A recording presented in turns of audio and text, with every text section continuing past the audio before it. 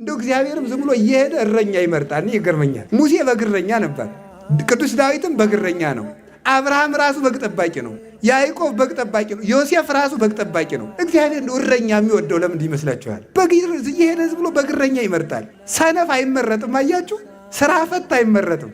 አሁን ሰምታችሁ ታውቃላችሁ? ብዙ እንደው አይባል እንደው እንጂ አንዳንድ እንደው በቃ ቤተክርስቲያን የሚሳደቡ እንደዚህ ያሉ ሰዎች ምንድን ናቸው መስላችሁ? ፓስተሮች ማለቴ ነው። እና እነሱ ምንድን ነው የሚሉት? እንዴት ያለ ነበርኩ? ሰነፍ ነበርኩ፣ ሆዳም ነበርኩ፣ እንዲህ ያለው ነበር። ኋላሳ ኢየሱስ ጠራኝ ይላል። ዝም ብሎ ትትና መስሎሃል? መጀመሪያ እንዴ ሁሉም እኮ ሰራተኞች ናቸው። ሁሉም ሰራተኞች ናቸው። ጴጥሮስ ብትለው አሳ ሲያጠምድ የተጠራ ነው። ጳውሎስ ብትለው 46 ብሉይ ኪዳን የተማረ ነው። ናትናኤል ብትለው ገበሬ ወይፈን ከሚያቀናበት ነው የተጠራ። ተኝቶ ዝም ብሎ ኢየሱስ ጠራኝ ማለት እኮ የለም። በስመ አብ ወወልድ ወመንፈስ ቅዱስ አሐዱ አምላክ። በስመ አብ ወወልድ ወመንፈስ ቅዱስ አሐዱ አምላክ። በእምነት ምክንያት ጸጋ ይገኛል እንጂ በጸጋ ምክንያት እምነት አይገኝም። አምኖ የሚራቀቅ ሰው ይጸድቃል እንጂ ተራቆ የሚያምን ሰው ሊጸድቅ አይችልም። አምኖ የሚማር እግዚአብሔርን ያውቀዋል እንጂ ተምሮ ሊያምን አይችልም። ሰው ምን ለማለት ይመስላችኋል? እምነት ይቀድማል ነው ለሁሉም ነገር። በተፈልስፎ ሃይማኖት አይገኝም። ሀለዎ ያስተርኢ ጽድቅ ለፍቁራኒሁ ወለእኩያነ ህሊናሰ ይትሐባ እምኔሆሙ ይላል ቅዱስ ቄርሎስ ሲናገር። ጽድቅ ለወዳጆቹ አምነው ለሚከተሉት ይገለጣል። ልባቸው ጠማማ ለሆኑ ሰዎች ግን ጽድቅ ተሰውሮባቸው ይኖራል ይላል። ለዚህ ነው እነዚህን ዕውራን ጌታችን መድኃኒታችን ኢየሱስ ክርስቶስ ይህንን ማድረግ እንዲቻለኝ ታምናላችሁን ያላቸው። ጤና አግኝቼ አሁን በዚህ ሰው እንደዚህ ነው። ምን ሆነ ነው ሲባል ጤና ይስጠኝና አምናለሁ፣ እስቲ ታምር አድርጉልኝና አምናለሁ፣ ፈውሱኝና አምናለሁ፣ እንጀራ ስጡኝና አምናለሁ፣ ጤና ስጡኝና አምናለሁ ቢል ሂድ ነው የሚል። እንጀራ ፈልገ መጥተሃል እንጂ እኔን ፈልገ ስላልመጣ አልሰጥም ብሎ ክርስቶስ ይመልሰዋል። እንዲህ ያለን ሰው ማለት። ስለዚህ ከክርስቶስ ስለምናገኘው ነገር ሳይሆን ክርስቶስን ራሱን ፈልገን መውጣት በእምነት ሊያጸናን ይቻለዋል። እንድንጸና የቅዱሳን አምላክ በቸርነቱ ይርዳል። እነዚህን ሰዎች ጌታችን መድኃኒታችን ኢየሱስ ክርስቶስ ቁሞ የቆያቸው ስለ ሃይማኖታቸው ነው፣ ስለ ማመናቸው ነው። ሁለተኛ ደግሞ አንድ ትልቅ ቃል ጠርተዋል። እነዚህ ሰዎች ምን ይባል? የዳዊት ልጅ ሆይ። አንድ ትልቅ ሰው ጠርተዋል። እግዚአብሔር ይውላችሁ ከወዳጆቹ አንድ ትልቅ ሰው ሲጠሩ ይቆማል። ጥሎን ሊሄድ የነበረው ሊፈርድብን የነበረው ምሕረት ሊከለክለን የነበረው አንድ ትልቅ ሰው ስንጠራ እግዚአብሔር ይቆማል። የዳዊት ስም ሲጠራ እግዚአብሔር ቆመ። ወዳጁ ነዋ። የአብርሃም የይስሐቅ የያዕቆብ ስም ሲጠራ እግዚአብሔር ይቆማል። እግዚአብሔር እኮ በቅዱሳን ስም ይመካበታል ሁሉ ማለት አሁን አንድ ሰው ትልቅ ልጅ ቢኖረው በጣም ስም የሚያስጠራ ልጅ ቢኖረው ወይም መንግስት ቢሆን ያ ልጅ መንግስት ቢሆን ማለት ከመንግስት መሪዎች አንዱ ቢሆን ነው እንጂ መንግስት ህዝብ ነው አይደል? በፖለቲካ ቋንቋ መንግስት ቢሆን ለምሳሌ ወይም ከመንግስት መሪዎች አንዱ ቢሆን አባትየው ሌላ ሀገር ሄዶ ስምዖት ማን ይባላል ሲባል ማን ሊብል ይችላል?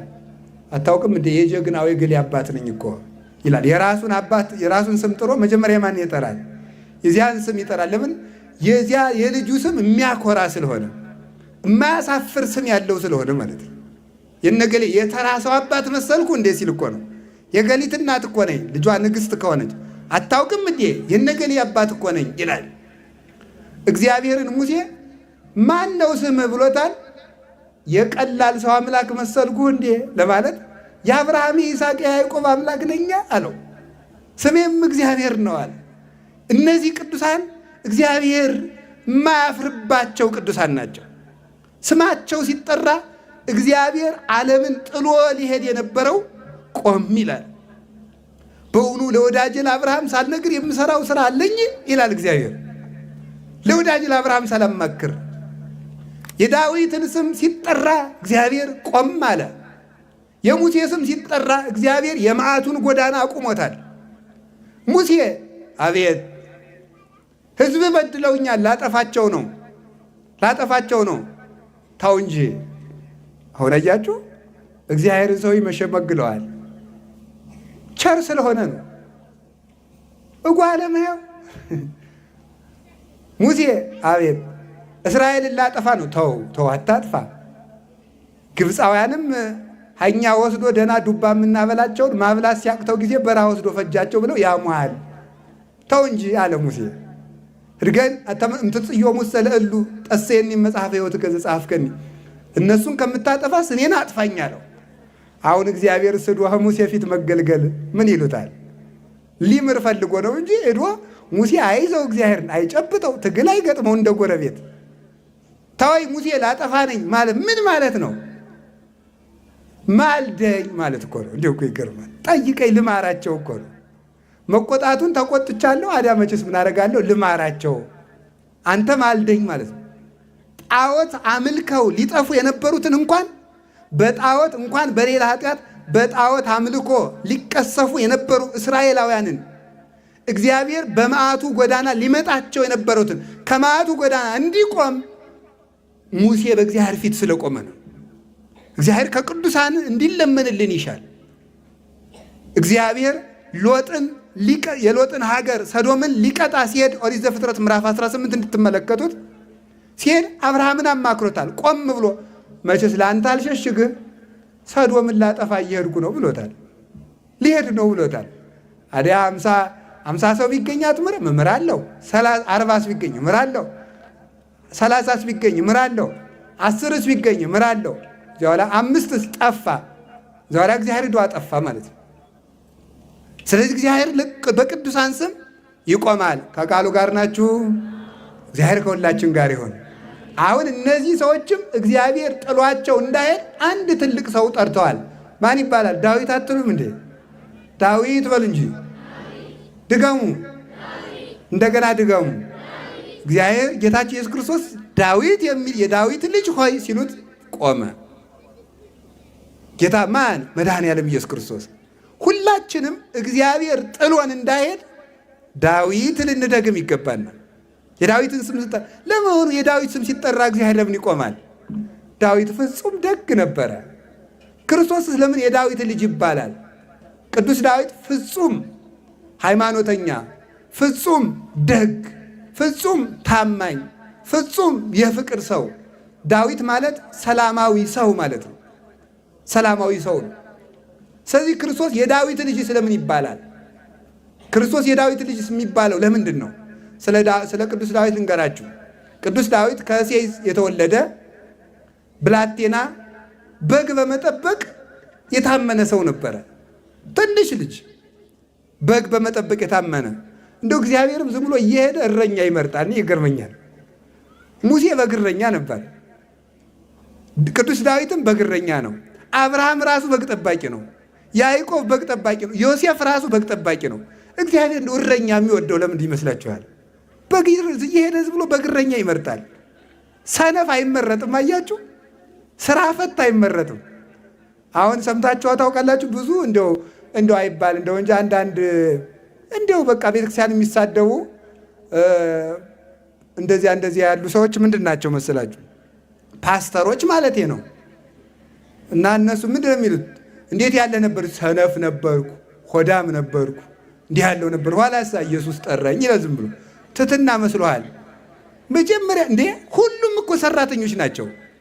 ሁሉም ሰራተኞች ናቸው። ጴጥሮስ ብትለው አሳ ሲያጠምድ የተጠራ ነው።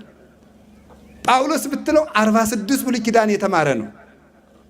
ናትናኤል ብትለው ገበሬ ወይፈን ከሚያቀናበት ነው የተጠራ። ተኝቶ ዝም ብሎ ኢየሱስ ጠራኝ ማለት እኮ የለም። ከስራ ነው የጠራቸው። ኤልሳን የጠራው ከገበሬነት ነው። አብርሃምን የጠራው ንግድ ከሄደበት ነው። ሙሴን የጠራው በግ ከሚጠብቅበት ነው። ዳዊትን የጠራው በግ ከሚጠብቅበት ነው። ያ ማን ነው? ማቴዎስን የጠራው የተዋጣለት የመንግስት ሰራተኛ ነው።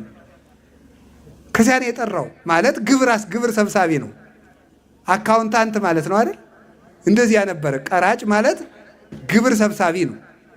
ማን? ማቴዎስን የጠራው ከስራ፣ ዮሐንስን የጠራው ከስራ፣ ያዕቆብን የጠራው ከስራ፣ እንድርያስን የጠራው ከስራ፣ ሁሉም ከስራ አይጠራም። ስራ ፈት የተንኮል ማደሪያ ነው። ደግሞ እግዚአብሔር እንደ እረኛ ለምን እንደሚወድ ልነግራችሁ ነው። እንግዲህ ከዛ ቅዱስ ዳዊት የእሴይ ልጅ ነው። ይህ ሕፃን የአባቶቹን በግ በታማኝነት የሚጠብቅ ነበረ። አንበሳ ሲመጣ በጡጫ የሚመታ በጎቹን ታምኖ የሚጠብቅ ነበር። ማን? ቅዱስ ዳዊት። ወደዚህ ሁኑ እንጂ ምን ሆናችሁ ነው? ወደዚህ ሁኑ። አዎ ፈርታችሁ እንኳን አይደለም፣ እንደው ነገሩ ምንድን ነው ብላችሁ ለማወቅ ነው። እና ስለዚህ በግ ከሚጠብቅበት እግዚአብሔር ሳኦል የሚባለው ንጉሥ እግዚአብሔርን ስላስከፋ ለእስራኤል ሌላ የተሻለ ንጉሥ ሊመርጥላቸው ወደደ። ያም የእሴይ ልጅ ቅዱስ ዳዊት ነው። እና ይሄ ዳዊት ቅዱስ ዳዊት በግ በሚጠብቅበት ጊዜ ኃያል ስራዎችን ሰርቷል። ሳሙኤልን ሂድና ምረጥ አለው። በቤተልሔም ሄደ ከእሴይ ልጅ አንዱን ልቀባው ለመንግስትነት ልመርጥ ወዳለውና ሂድና ሹመው አለው። ሲሄድ ኤልያብ ቀረበ፣ ሌሎችም ቀረቡ። የእሴይ ልጆች 6ቱ ልጆቹ ሁሉ የተካኩ መልከኞቹ ትልልቆቹ ተመረጡ። እነዚያ መልከኞች ናቸው። ኋላ አለቁ። እነዚያ ሁሉ ሲመጣ ቀርነቅቡ አይፈላም። እነዚህ ሁሉ ሲመጡ ቀርነቅቡ አይፈላም። እነዚህ ሁሉ ሲመጣ ቀርነቅቡ አይፈላም። ምን ይደረግ? አይ ልጆች አለቁ እንዴ? አዎ። ቁጥር አውጥቶት ማለት ነው። እንዲያው አልቀዋል? አዎ አልቀዋል። ምንም የለም? አንድ አለ። እንዲያው በግ ጠባቂ አለው። በግ ጠባቂ እስኪ አምጣው ተባለ። ቅዱስ ዳዊት በልጅነቱ በግ ከሚጠብቅበት እየሮጠ ሲመጣ ገና 40 ክንድ ሲቀረው ሀብተ መንፈስ ቅዱስ የነበረበት ያደረበት በኃይለ መንፈስ ቅዱስ የጎለመሰ ነበርና እሱ ሲመጣ ነገስታቱ ተቀብተው የሚነግሱበት የተቀመመው መንፈሳዊ ቅባት ፈልቶ ብልቃጡን በሙሉ ገልብጦ ፈላ ይላል። ራሱ ከፍቶ ሳሙኤል ሳይከፍተው ማለት ነው። እዚያ በኋላ ቅዱስ ዳዊትን ምንድን ያለ እግዚአብሔር ሰብ ይርአይ ገጸ ወእግዚአብሔር ይፈትን ልበ ወኩለያተ። ሰው ፊትን ያያል፣ እግዚአብሔር ልብን ያያል። ቅዱስ ዳዊት ቅን ስለነበረ በቅንነቱ ቀርነብቅምን አፈላ። እዚያ በኋላ ቀባው። 7 ሀብታትም አደረበት። ሀብተ መዊ ነበረው፣ ሀብተ ፈውስ ነበረው፣ ሀብተ መንግስት ነበረው፣ ሀብተ ክህነት ነበረው፣ ሀብተ በገና ነበረው። ቅዱስ ዳዊት የማሸነፍ ኃይልም ነበረው። ኃያላኑ በተሰለፉበት ጦር በተደረደረበት ዳዊት መጣ ሲባል እንደ እምቦይ ናድ ይል ነበረ። የጦሩ ሁሉ ሰራዊቱ ሁሉ ማለት ገና ስሙ ሲጠራ ዳዊት መጣ ሲባል ይፈራ ነበር። የጠላቶቹ ግርማ በሙሉ ፍርስርሱ ይወጣ ነበረ። የማሸነፍ ኃይል ተሰጥቶት ማለት ነው።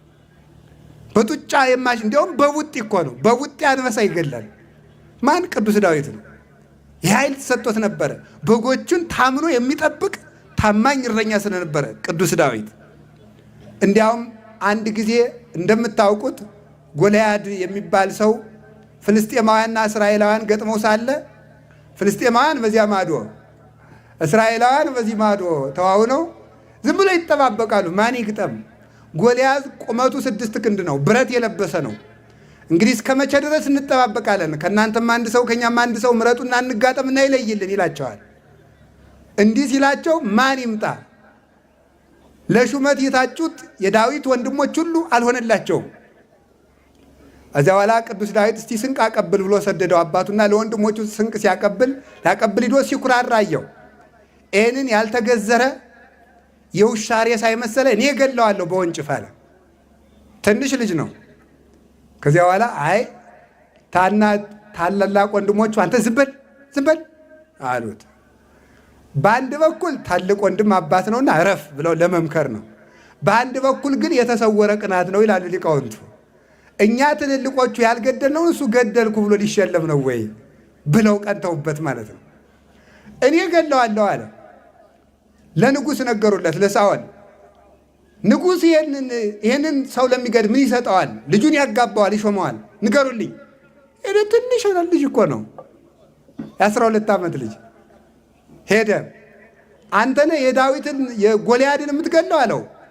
ንጉሥ በእግዚአብሔር ኃይል ነው በእኔ አይደለም አለው። በሉ የአርበኛ ልብስ አልብሱት፣ ጋሻ ጦር አስታጥቁት፣ ዘገር ይነቅንቅ፣ ጋሻ ይታጠቅ፣ ይመክት፣ ይሂድ አላቸው። አስታጠቁት። በዚያ ሰይፍ እንኳን ወርውሮ ሊመታ ተሸክሞ መሄዱ ደከመው። ትንሽ ልጅ ስለሆነ ማለት ነው። ከዚያ በኋላ ምን አደረገ? አይ ኢለመድኩ በዝንቱ፣ እኔ እንዲህ ያለ ነገር አልለመድኩም። እኔ የለመድኩ ወንጭፍ ነው። ወዲያ ጣሌን አውርድ አለው። አውርዶ ጣለላቸው። አውርዶ ጣለና ወንጭፉን ይዞ እና ያችን በግ የሚጠብቅባትን በትሩን ይዞ ሄደ። ጎልያድ ሲያየው እኔ ውሻ ነኝ በትርና ወንጭፍ ይዘህ የምትመጣ አለው። ኧረ ውሻ ይሻላል። ውሻስ እንጀራ የጣለለትን ያውቃል፣ አንተ ፈጣሪን የማታውቅ አለው።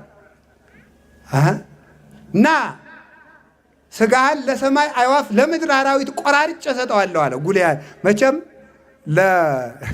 የማይሆንለት ሰው መደንፋት ልማዱ ነው። እሰጠዋለሁ እና አለው።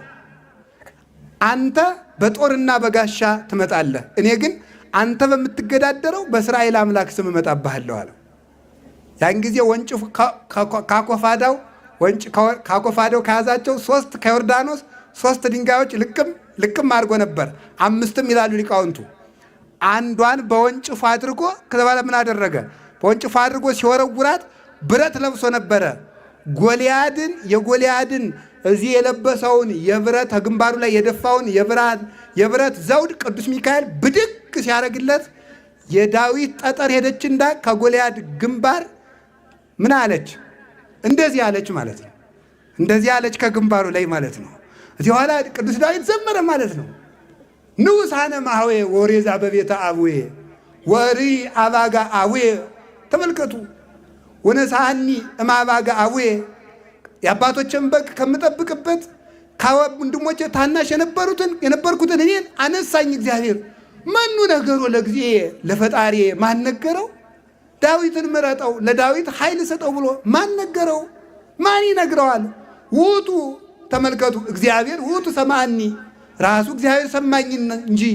ፈኖ መላኮ ዋዳህነኒ፣ መላኩን ልኮ ከጎልያድ እጅ አዳነኝ።